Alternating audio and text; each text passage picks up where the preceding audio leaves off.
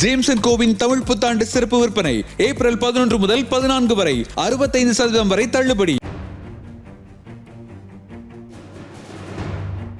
2 விடயங்கள் பற்றி இன்றைய உண்மையின் தரிசனம் நிகழ்ச்சியில் பார்க்க இருக்கின்றோம். முதலாவது, இந்த யுத்தத்தில் ஈரான் வெளிப்படுத்தியிருந்த ஊர்மம், வீரம். இரண்டாவது, அமெரிக்க படைத்துறையின் ஒரு முக்கிய தந்திரோபாயம். அமெரிக்காவுக்கும் ஈரானுக்கும் இடையிலான சமாதான பேச்சுவார்த்தைகள் இன்று அல்லது நாளை ஆரம்பிக்கப்பட இருக்கின்ற நிலையில் இந்த 2 விடயங்கள் பற்றி பார்ப்பது சமாதானமாகட்டும் யுத்தமாகட்டும் இவற்றின் எதிர்காலத்தை ஓரளவுக்கு கணிப்பதற்கு நமக்கு உதவியாக இருக்கும் என்று நான் நம்புகின்றேன். அமெரிக்காவுடனான யுத்தத்தில் ஈரான் வெளிப்படுத்தியிருந்த ஓர்மம் உண்மையிலேயே என்னை ஆச்சரியப்பட வைத்திருக்கின்றது. அது மாத்திரமல்ல, அமெரிக்காவுடன் ஈரான் புரிந்த யுத்தத்தில் அது முன்னெடுத்திருந்த ஒரு புதிய போர் யுக்தி என்பதும் இதுவரை யாரும் பெரிய அளவில் பயன்படுத்தியிராத ஒரு வகை யுக்தி என்றுதான் கூற வேண்டும். இழப்புகள் ஏற்படும், அதுவும் ஈடு செய்ய முடியாத இழப்புகளை இந்த யுத்தத்தில் தான் சந்திக்க வேண்டி ஏற்படும். கிட்டத்தட்ட ஈரான் அழிக்கப்பட்டு சின்னாபின்னப்படுத்தப்படும் என்று நன்கு தெரிந்திருந்தும் அமெரிக்காவுக்கு அடிப்படையாதபடி ஈரான் வெளிப்படுத்தி வந்த அந்த ஓர்மம் இருக்கின்றதே, ஒரு சில சந்தர்ப்பங்களில் மாத்திரம்தான் இது போன்ற ஓர்மங்களை நான் வாழ்நாளில் கண்டிருக்கின்றேன் அல்லது கேள்விப்பட்டிருக்கின்றேன். கடந்த பிப்ரவரி மாதம் 28ஆம் தேதி ஈரானுக்கு எதிரான யுத்தத்தை ஆரம்பித்திருந்தன அமெரிக்காவும் இஸ்ரேலும். அந்த யுத்தம் ஆரம்பிக்கப்பட்ட முதல் நாள் தொடங்கி ஒன்று விட்டு ஒரு நாள் ஈரானை பார்த்து ட்ரம்ப் கூறிக்கொண்டிருந்த ஒரே விடயம் சரணடையுங்கள் என்பதுதான். ஈரானின் சுப்ரீம் லீடர் முதற்கொண்டு 40க்கும் மேற்பட்ட தளபதிகளை எல்லாம் கொலை செய்து கடத்தை விட்டு அகற்றிவிட்டு ஈரானை பார்த்து அவர் அறைகூவல் விட்டது அதனைத்தான். சரணடையுங்கள், நிபந்தனை இல்லாமல் சரணடையுங்கள். நாட்கள் செல்ல செல்ல ஈரானை சரணடையும்படி கோருகின்ற அந்த பேச்சை கைவிட்டுவிட்டு தங்களுடன் ஒரு டீலுக்கு வரும்படி ஈரானை கேட்க ஆரம்பித்திருந்தார் ட்ரம்ப். கடைசியில் ஒரு யுத்த நிறுத்தம் ஏற்பட்டாலே போதும் என்கின்ற நிலைமைக்கு ட்ரம்ப் இறங்கி வந்திருந்தார். உலகிற்கு ஈரான் இந்த யுத்தத்தில் கற்பித்துள்ள ஒரு புதிய யுக்தி என்று இதனை கூறலாம். இழப்புகள் ஏற்பட்டாலும் அழிவுகள் வந்தாலும் உறுதியுடன் நின்று போராடி கொண்டிருந்தால் எதிரி அவன் எப்படிப்பட்ட பலசாலியாக இருந்தாலும் கடைசியில் இறங்கி வந்தே தீர்வான் என்ற ஒரு புதிய தந்திரோபாயத்தை ஈரான் உலகிற்கு இந்த யுத்தத்தில் கற்றுக் கொடுத்திருக்கின்றது. அமெரிக்காவின் எந்த ஒரு அச்சுறுத்தலுக்கும் ஈரான் அசரவில்லை. சிறிய அளவுக்கு கூட அமெரிக்காவுக்கு அது அடிப்பணியவில்லை. அமெரிக்காவை பார்த்து 40 நாட்களாக ஈரான் கூறிக்கொண்டிருந்தது 2 வாக்கியங்களை மாத்திருந்தான். யுத்த நிறுத்தம் செய்ய மாட்டோம், பேச்சுவார்த்தைக்கு வரமாட்டோம், முதலில் எங்களுக்கு மரியாதை கொடுத்து பேசுங்கள். ஈரான் இதனைத்தான் வேறு வார்த்தைகளில் தொடர்ந்து கூறிக்கொண்டிருந்தது. அமெரிக்கா வேறு வழிகளில் ஈரானை மிரட்ட பதிலுக்கு ஈரான் திரும்ப இதனைத்தான் அமெரிக்காவுக்கு கூறிக்கொண்டு வந்தது. கடந்த 40 நாட்களாக ஈரானுக்கு எதிராக அமெரிக்காவும் இஸ்ரேலும் நிகழ்த்தியிருந்த அழிவுகள் என்பது கொஞ்ச நஞ்சமல்ல. ஈரானின் தலைவர்களை படுகொலை செய்தது, ஈரானின் கடற்படையை அழித்தது, ஈரானின் வான்படையை அழித்தது என்பதையெல்லாம் கடந்து ஈரானின் உட்கட்டுமானத்தையும் அமெரிக்காவும் இஸ்ரேலும் மிக கடுமையாக சேதப்படுத்தி இருந்தன. ஈரானின் செம்பிறை அமைப்பின் தரவுகளின்படி ஈரானில் சுமார் 70,000 சிவிலியன் இலக்குகளை கடந்த 40 நாட்களில் அமெரிக்காவும் இஸ்ரேலும் தாக்கி அளித்திருக்கின்றன. சுமார் 90,000 வீடுகள் குண்டுவீச்சுக்கள் காரணமாக சேதமாக்கப்பட்டிருக்கின்றன. ஈரானிய சுகாதார அமைச்சின் கூற்றின்படி 251 மருத்துவ நிலையங்கள் ஈரானில் சேதமாக்கப்பட்டுள்ளன. புஷாரில் இருந்த பெர்ஷியன் கல்ஃப் மார்டிஸ் ஹாஸ்பிட்டல் மற்றும் டெஹ்ரானில் இருந்த டெலராம் சினா சைக்காட்ரிக் ஹாஸ்பிட்டல் போன்ற பாரிய வைத்தியசாலைகள் முற்றாக தாக்கி அளிக்கப்பட்டுள்ளன. ஈரானில் குறைந்தது 20 மருத்துவ சேவை நிலையங்கள் தாக்கி அளிக்கப்பட்டுள்ளதாக தி வேர்ல்ட் ஹெல்த் ஆர்கனைசேஷன் கூறுகின்றது. அமெரிக்க மற்றும் இஸ்ரேலிய குண்டுவீச்சுக்களினால் 498 பாடசாலைகள் சேதமாக்கப்பட்டுள்ளன. 500க்கும் அதிகமான வர்த்தக நிலையங்கள் சேதமாக்கப்பட்டுள்ளன. 254 சிறுவர்கள் உட்பட 3636 ஈரானியர்கள் கொல்லப்பட்டுள்ளார்கள். 20,000க்கும் அதிகமானவர்கள் காயமடைந்துள்ளார்கள்.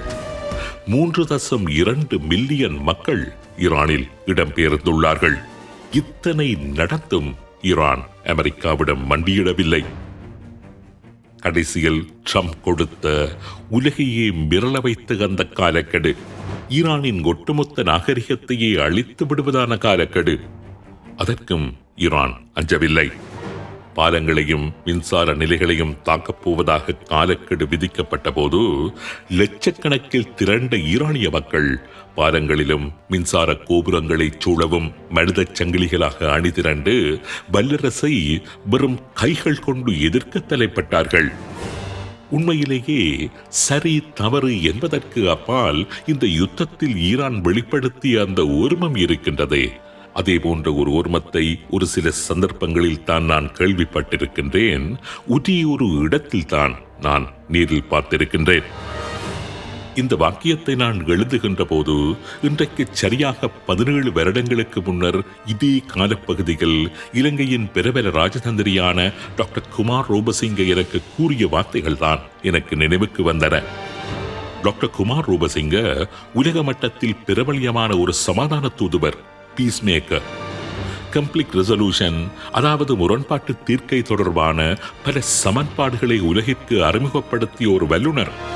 முரண்பாடுகள் சண்டைகள் தொடர்பான ஏர்லி வார்னிங் முறைமைகளை உலகிற்கு அறிமுகப்படுத்திய சர்வதேச மட்டத்தில் பிரபலியமான தலை சிறந்த ஒரு புத்திஜீவி.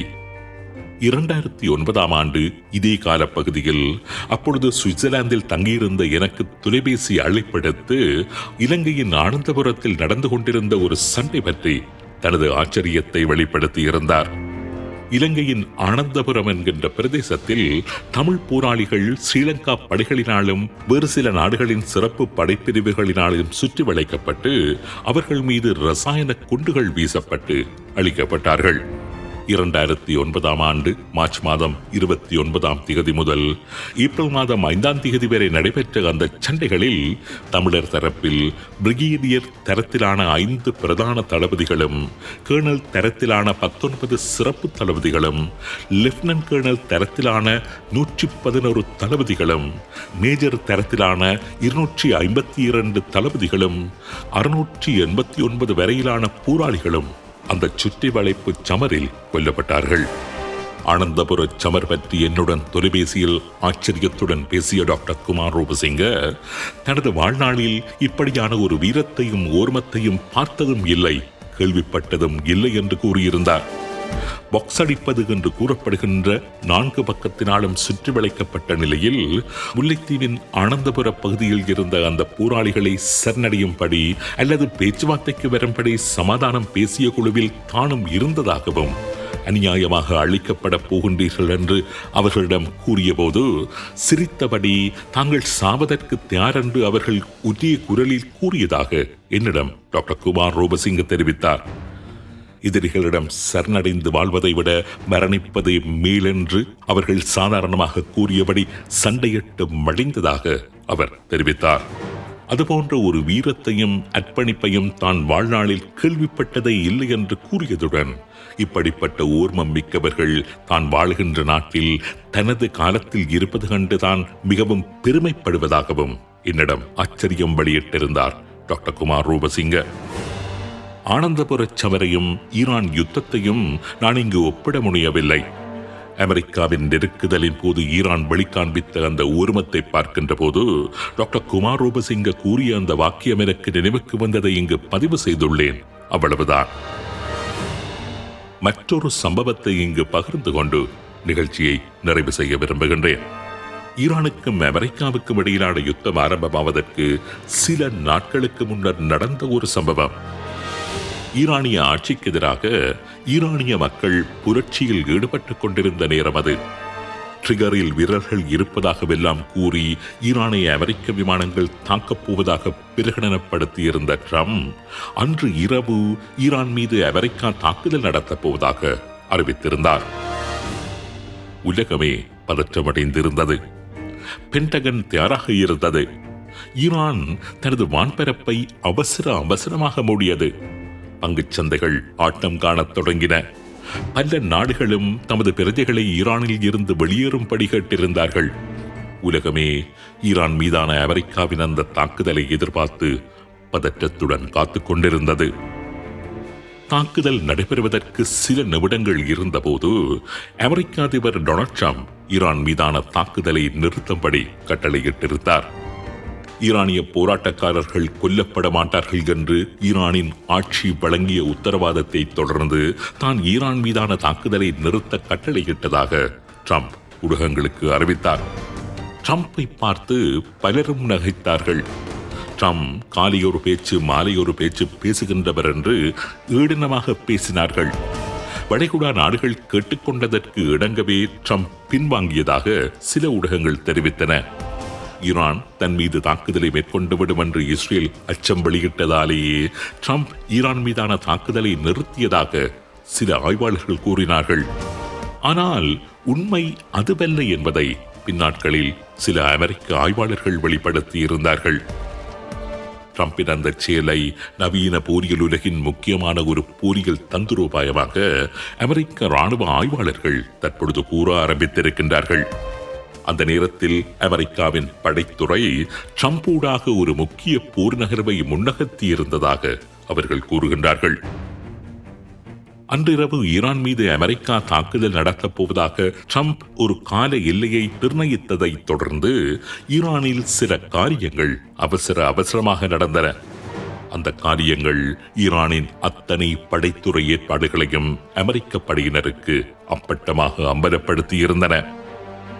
அன்று இரவு அமெரிக்காவின் தாக்குதல்கள் நடைபெறும் என்று உறுதியாக நம்பிய ஈரான் தனது விமான எதிர்ப்பு ஏவுகணைகளை கேந்திர முக்கியத்துவம் வாய்ந்த இடங்களை நோக்கி நகர்த்தியிருந்தது. ஈரான் தலைவர்கள் பாதுகாப்பான இடங்களை நோக்கி நகர ஆரம்பித்திருந்தார்கள். அவசர நிலக்கீழ் தளங்களை அவர்கள் செயற்படுத்த ஆரம்பித்திருந்தார்கள்.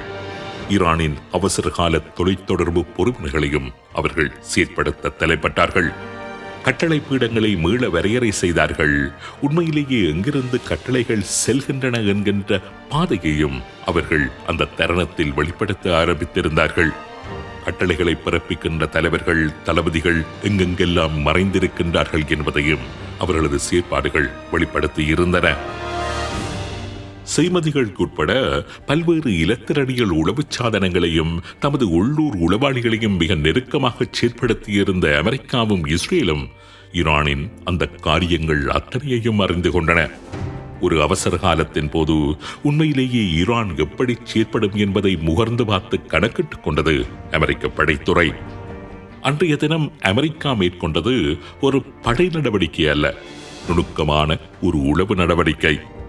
படை நடவடிக்கை ஒன்று இடம்பெறப் போவதான பாவனையை ஏற்படுத்தி எதிரியை உசுப்பேற்றிவிட்டு எதிரியின் போர்க்கால தயாரிப்புகளையும் செயற்பாடுகளையும் உளவு பார்த்து அறிந்து கொண்டது அமெரிக்கா. ஈரான் பற்றி பல வருடங்களாக அறிந்து கொண்டதை விட அந்த ஓரிரு நாட்களில் அமெரிக்காவும் இஸ்ரேலும் பல மடங்கு அறிந்து கொண்டதாக அமெரிக்க போரியல் வல்லுநர்கள் கூறுகின்றார்கள்.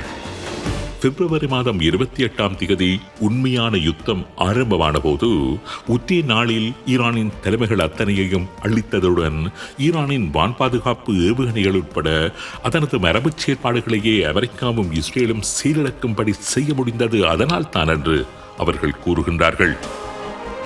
அமெரிக்காவின் அதிபர் விடுக்கின்ற பல எச்சரிக்கைகள், காலக்கெடுகள், யுத்த நிறுத்தங்கள் இவைகள் பார்ப்பதற்கு பல நேரங்களில் நகைச்சுவையாகவும் கூமாடித்தனமாகவும் தோன்றலாம்.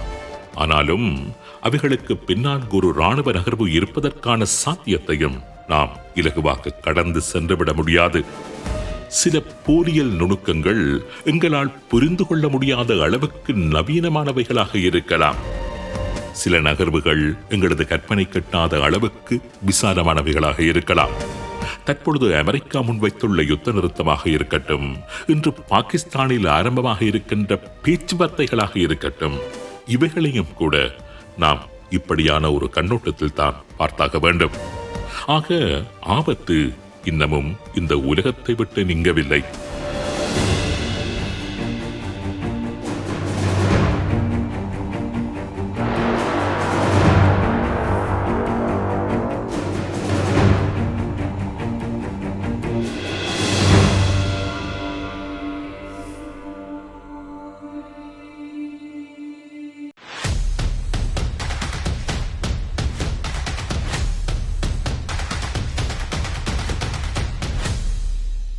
ஜேம்சன் கோவின் தமிழ் புத்தாண்டு சிறப்பு விற்பனை ஏப்ரல் 11 முதல் 14 வரை 65% வரை தள்ளுபடி.